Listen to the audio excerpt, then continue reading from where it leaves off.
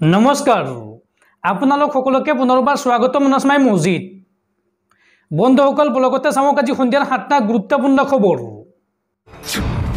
প্ৰথমটো খবৰ অসমৰ ৰাজনীতিৰ আন এক ডাঙৰ খবৰ এইবাৰ একেলগ হ'ব অসমৰ দুটাকৈ আঞ্চলিক ৰাজনৈতিক দল একেলগ হ'ব অসম জাতীয় পৰিষদ আৰু ৰাইজৰ দল 2024 লোকসভা নিৰ্বাচনৰ ফলাফলৰ পিছতেই একেলগ হ'ব এই দুটা দল অসম জাতীয় পৰিষদ আৰু ৰাইজৰ দল মিলি গঠন কৰা হ'ব এটা ৰাজনৈতিক দল এই ঘোষণা বিধায়ক অখিল গগৈৰ পৰৱৰ্তী খবৰ প্ৰচণ্ড গৰমে দহিছে সমগ্ৰ দেশ 50 ডিগ্ৰী পৰ্যন্ত বৃদ্ধি পাইছে তাপমাত্ৰা আৰু বিগত 72 ঘণ্টাত হিট ষ্ট্ৰকত 25 জন লোকৰ মৃত্যু হৈছে ৰাজস্থানত তীব্ৰ গ্ৰীষ্ম প্ৰবাহৰ কবলত পৰিছে দেশৰ অধিকাংশ অঞ্চল বিগত এসপ্তাহ ধৰি ৰাজস্থানকে ধৰি বহুকেইখন ৰাজ্যত পাৰাস্তম্ভ বৃদ্ধি পাইছে শনিবাৰে ৰাজস্থানত পাৰাস্তম্ভই 50 ডিগ্ৰী সেলসিয়াছ স্পৰ্শ কৰে আৰু যোৱা 24 ঘণ্টাত হিট ষ্ট্ৰকত 6 জন আৰু যোৱা 72 ঘণ্টাত প্ৰচণ্ড গৰমৰ বাবে 25 জন লোকৰ মৃত্যু হৈছে স্বাভাৱিকতে গৰমৰ পৰিমাণ বৃদ্ধি পোৱাৰ লগে লগে জনসাধাৰণ আতংকিত হৈ পৰে ৰাজস্থানৰ 13খন জিলাত অহা সোমবাৰলৈকে প্ৰশাসনে জাৰি কৰিছে ৰেড এলাৰ্ট আৰু এই সময়ছোৱাত পুৱা 10 বজাৰ পৰা বিয়লি 4 বজালৈকে বাহিৰলৈ ওলাই নাযাবলৈ পৰামৰ্শ দিছে বতৰ বিশেষজ্ঞসকলে বতৰ বিজ্ঞান কেন্দ্ৰৰ সূত্ৰ অনুসৰি ইয়াৰ পূৰ্বে 2016 চনৰ 19 মেত ৰাজস্থানৰ তাপমাত্ৰা 51 ডিগ্ৰী সেলসিয়াছ পৰ্যন্ত হৈছিল পাঞ্জাব হাৰিয়ানা উত্তৰ প্ৰদেশৰ পৰা গুজৰাট মধ্য প্ৰদেশকে ধৰি উত্তৰ পূব ভাৰতৰ কেইবাখনো ৰাজ্য গৰমৰ ঢৌত জ্বলি আছে মধ্য প্ৰদেশৰ কিছু অংশ যেনে খাৰগুন ৰাতলাম ৰাজগড় আৰু খাণ্ডৱাত সৰ্বোচ্চ উষ্ণতা 45 ডিগ্ৰী সেলসিয়াছতকৈ অধিক হোৱা বুলি জানিব পৰা গৈছে দিল্লীৰ তাপমাত্ৰা 46.8 ডিগ্ৰী আৰু বৰ্তমান অসমৰ গুৱাহাটীকে ধৰি প্ৰায় সংখ্যক অঞ্চল গৰমত জ্বলি আছে আনকি মে মাহৰ তৃতীয় সপ্তাহত বতৰৰ পৰিৱৰ্তনক এনে গৰমৰ বাবে দুখাৰোপ কৰিছে বিশেষজ্ঞসকলে অহা মঙলবাৰৰ পূৰ্বে উত্তৰ পূব ভাৰতত গৰম কমি যোৱাৰ সম্ভাৱনা নাই বুলি বতৰ বিজ্ঞান কেন্দ্ৰই প্ৰকাশ কৰিছে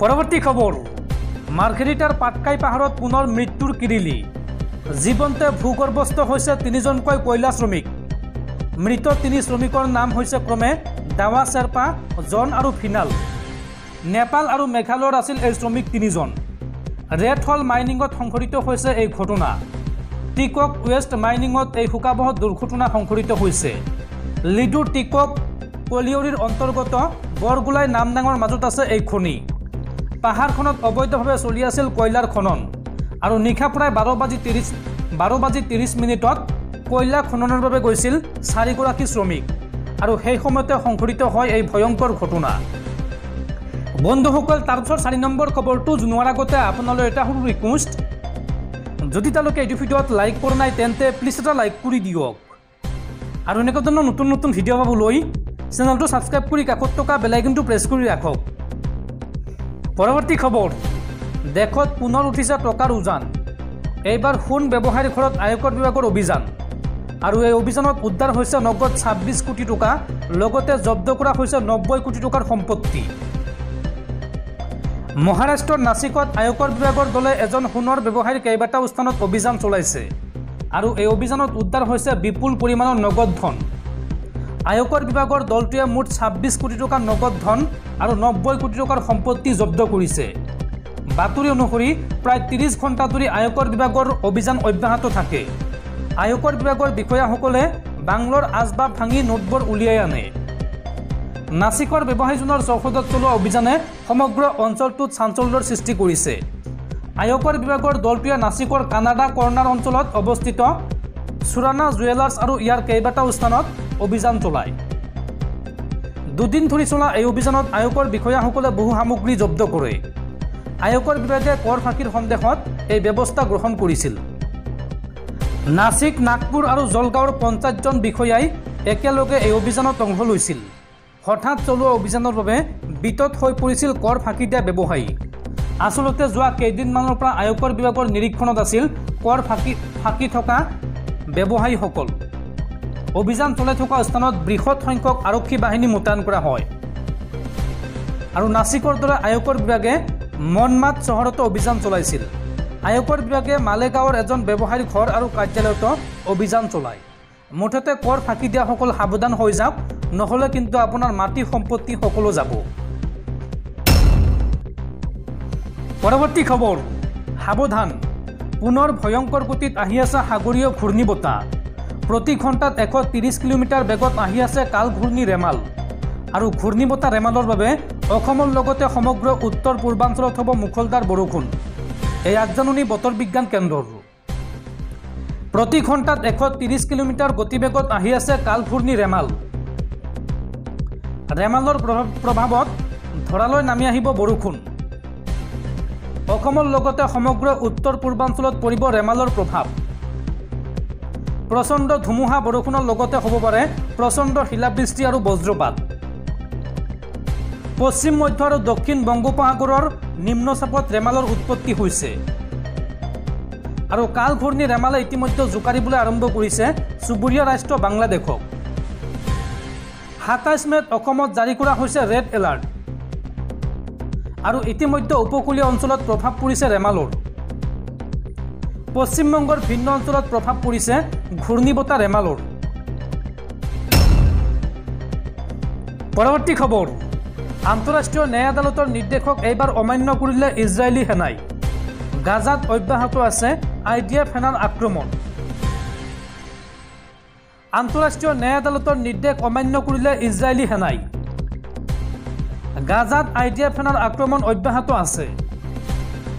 হামাছৰ সুৰংগৰ পৰা পুনৰ 3 গৰাকী বন্দীত্বৰ মৃতদেহ উদ্ধাৰ কৰা হৈছে। গাজাৰ প্ৰতিটো দিশতে বোমা বৰ্ষণ কৰি আছে ইজৰাইলে। আন্তঃৰাষ্ট্ৰীয় ন্যায়ালয়ে তৎকালীনভাৱে যুদ্ধ বন্ধ কৰিবলৈ নিৰ্দেশ দিছিল ইজৰাইলক। দক্ষিণ আফ্ৰিকাৰ আবেদনৰ শুনানি গ্ৰহণ কৰি আদালতে দিছিল এই নিৰ্দেশ। কিন্তু ইমানৰ পিছতো IDF সেনাই আক্ৰমণ অব্যাহত ৰাখিছে। উল্লেখযোগ্য যে ইজৰাইলৰ বিৰুদ্ধে বিশ্বৰ প্ৰায়বোৰ দেশে থিয় দিছে ৰাষ্ট্ৰসংঘত।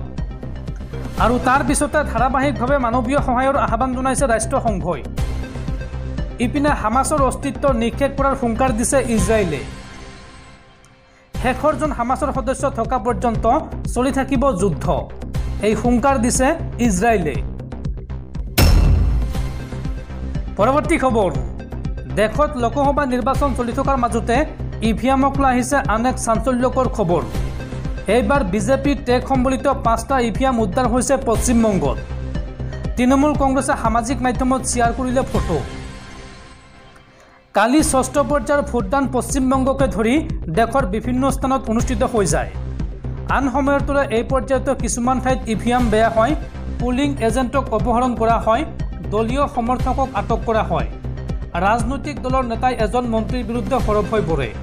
কিন্তু এই সকলোবোৰৰ মাজতে সাহসীয় দল তৃণমূল কংগ্ৰেছে বিস্ফোৰক তথ্য ফাদিল কৰিছে, যিয়ে বিজেপিক অস্বস্তিত পেলাইছে।